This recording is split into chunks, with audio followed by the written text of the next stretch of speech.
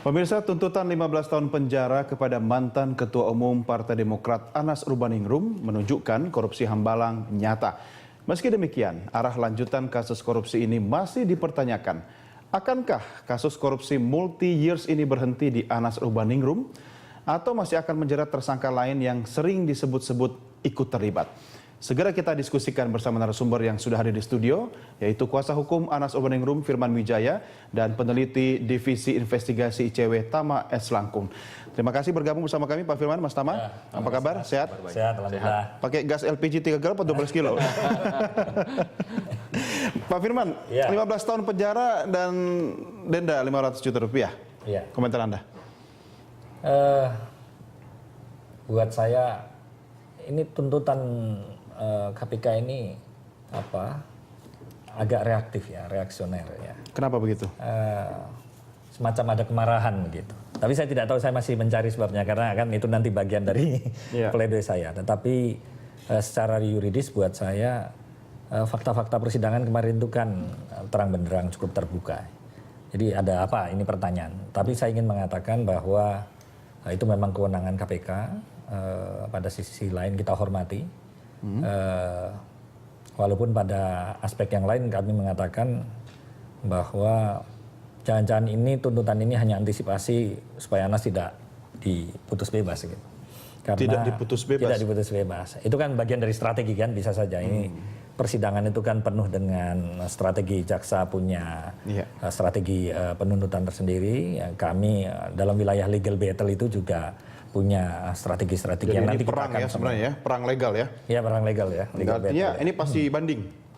Belum, kita akan mengajukan pledoi atau pembelaan, nota pembelaan kita ya, 1 minggu lagi. Dan secara aspektual kita melihat bahwa memang ada yang bisa dipersoalkan di situ tentang terutama apakah ketua umum partai itu sama, identik dan sebangun dengan penyelenggaraan atau pejabat publik. Nah, ini yang agak kontroversialnya di situ. Kemudian soal ada fakta-fakta lain, ya itu yang saya katakan misalnya terkait dengan TPPU misalnya. Berdasarkan uji keahlian, ekspor kemarin Prof. Edi Harris sebagai ahli yang memberatkan diajukan oleh jaksa penuntut umum KPK. Justru sempat hakim menegur dari sekian fakta yang diajukan, kok justru bukan saksi yang memberatkan gitu. Malah yang bukan acat. Saksinya adalah acat, saksi yang memberatkan, tapi keterangannya justru malah meringankan masalah Urbaningrum. Jadi ini bisa dong jadi modal untuk pledoi. Oh iya, tentunya itu, karena buat saya adalah apa yang dinyatakan terbukti atau fakta dalam persidangan, itulah yang mestinya harus menjadi alat uji di dalam pembuktian. Nah, yang agak menarik dalam tuntutan jaksa itu kemarin justru setebal 1.500 itu tidak lain dari pengulangan dalam surat dakwaan. Tapi kalau soal 15 tahunnya itu bagaimana sebenarnya? Rasional nggak sih? Menurut saya agak emosional dan kurang proporsional. Karena jadi yang proporsional itu berapa tahun? Yang proporsional yang bisa diputus bebas gitu? Iya, rekan jaksa kan ikut terlibat dalam proses pembuktian itu. Ya, kita boleh punya keyakinan yang berbeda ya. Menurut hemat kami, kalau tuduhannya adalah Hambalang jauh dari Mas Anas Urbaningrum. Nah, soal justru yang muncul malah Mas Anas itu didakwa dituduh menjadi calon presiden.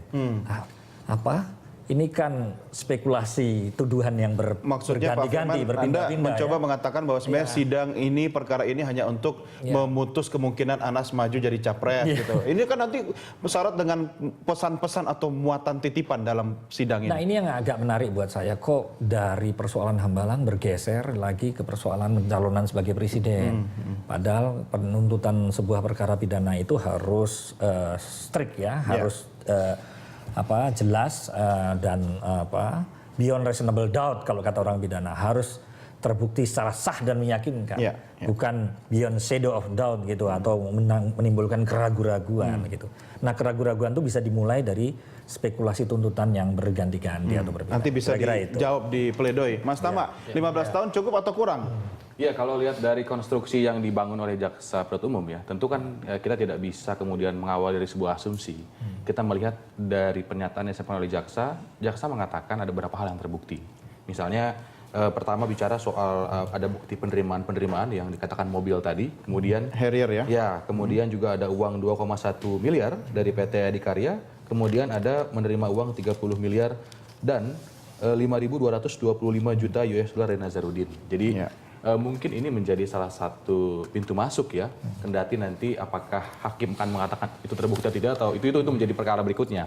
Kalau ini pintu masuk berarti bisa melebar kemana-mana juga dong ya? Tidak berhenti di Anas saja? Ya, tetapi ketika itu masuk, maka kemudian dilihat lagi pasal-pasal lainnya. Oh ternyata Komisi Pemberantasan Korupsi yang dalam hal ini adalah jaksa, dia tidak hanya pakai undang-undang tindak pidana korupsi, tapi juga ada dakwaan kedua pakai pencucian uang, dakwaan ketiga dia pakai pencucian uang juga. Jadi saya lihat ada gabungan tindak pidana yang digunakan. Sehingga kalau kemudian tuntutan yang disampaikan ada 15 tahun, saya rasa itu menjadi relevan karena tadi tidak cuma satu tindak pidana yang dia gunakan. Itu karena gabungan tadi? Gabungan, kemudian juga hal-hal yang menurut jaksa dianggap terbukti. Jadi saya rasa itu pertimbangan yang disampaikan. Kalau dengan asumsi tadi, saya pinjam statement Pak Firman, 15 tahun itu biar nanti tidak ada putus bebas, begitu? Kalau saya tidak mengatakan demikian ya, karena tadi ini kan asumsi, perspektif yang kemudian berbeda.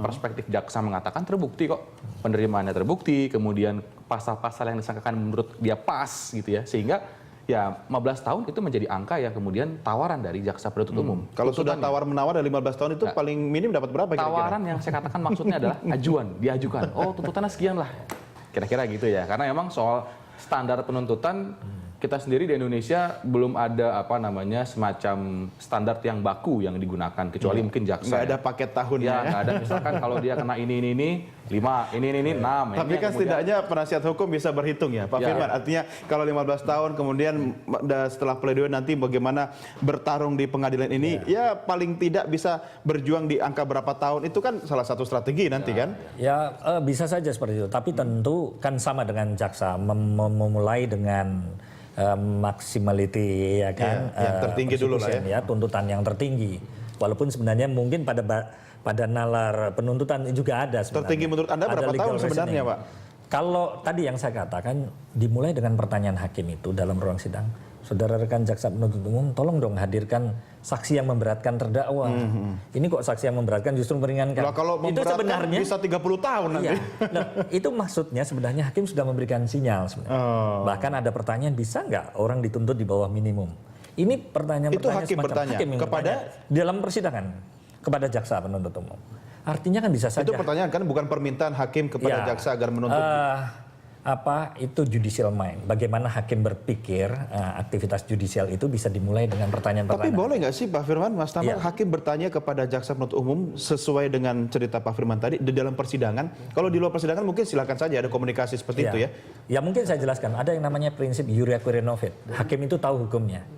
Makanya hakim tidak hanya bertanya kepada jaksa penuntut umum, bisa bertanya kepada penasihat hukum, bisa bertanya kepada terdakwa langsung, atau kepada saksi, atau melakukan tindakan yang menurut kewenangan hakim itu harus dilakukan. Karena proses peradilan pidana itu kan kita sama-sama tahu. Apakah pertanyaan yang sama juga ditanyakan kepada penasihat hukum? Bisa ditanyakan juga, ada beberapa hal. Iya, misalnya saudara memang masih punya saksi ada charge gitu, ditanyakan pada kita.